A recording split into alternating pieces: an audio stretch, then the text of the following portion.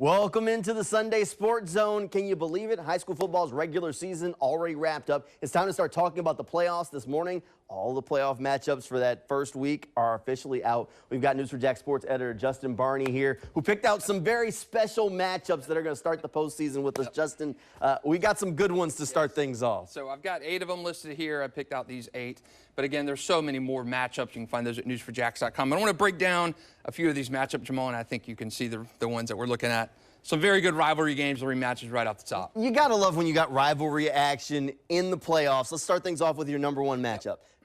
Creekside taking on Ponte Vedra. Yeah, we don't have to look back very far to see the last time these played. This was a week ago Friday. So Creekside punched its way into the playoffs with a win over Ponte Vedra, and they get them on the road at Ponte Vedra, a little bit better than a long playoff road trip. So Creekside going to Ponte Vedra, and actually the luck of the draw has it, they're staying in town. Creekside made the playoffs. They were a bubble team to get in the playoffs. They actually vaulted up to the number 5 seed. Ponte Vedra, that 4 seed. So a great one. That's my number 1 matchup this week. Creekside was a team we didn't think were going to get in on Friday night, but they were able to squeak in. Let's go to your second matchup. This is one that we saw earlier this year, but we also want to think back to last year's playoffs. University Christian versus Trinity Christian, big rivalry here in town. Last year we saw this matchup, and one team won. So we'll see what happens this go-around. Right. You know, and UC and Trinity played for a spot in the Final Four last year. This one, right out of the gate in the playoffs. So Trinity beat UC in the regular season, but anytime you get these two teams together, it's going to be a good one. 14-0 in the regular season. We'll see if UC can settle that score like it did last year. Anything can happen when you get a second go-around of a rivalry matchup like this one. All right, let's bump down a little bit to your 3 and 4 matchups here. We go to Bishop Kenny versus Bowles. Now, this is one that we've also seen early in the year. One team won.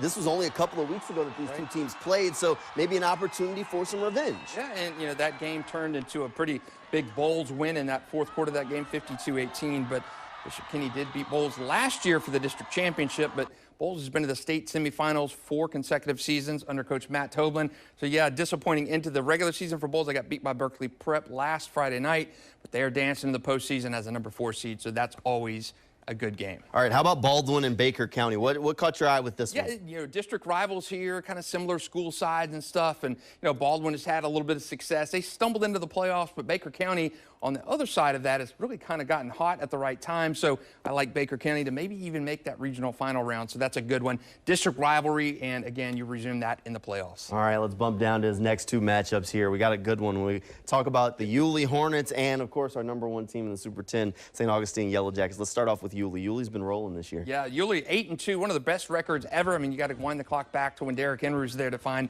a regular season like this. A great season for the Hornets. Keystone kind of snuck into the playoffs late, so great season there for Steve Reynolds and the Indians. And this one, you know, Middleburg and St. Augustine as well. This is a number 6 one, so you know, you're thinking this is lopsided, and you know it is. St. Augustine's been fantastic. I think they're going to play for a state championship, if not this year, but next year. Middleburg and Ryan Wolf, they get into the playoffs late, 5-5. This is just their first back-to-back playoff season since 1990. So great season for the Broncos. All right, and then his last 2 matchups that Justin wanted to single out. This has one of the teams that we've been keeping a close eye on all year. Let's start off with Mandarin here. Mandarin has to go on the road to start things off. Yeah, tough one for Mandarin.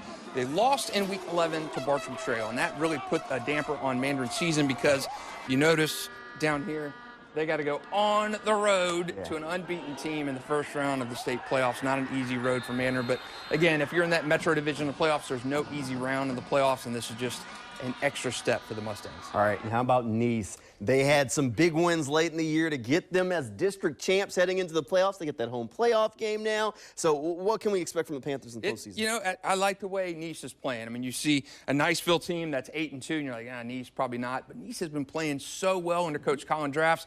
They had to be perfect in the regular season. They upset Ponte Vedra. They beat Chacoy Creek in week 11.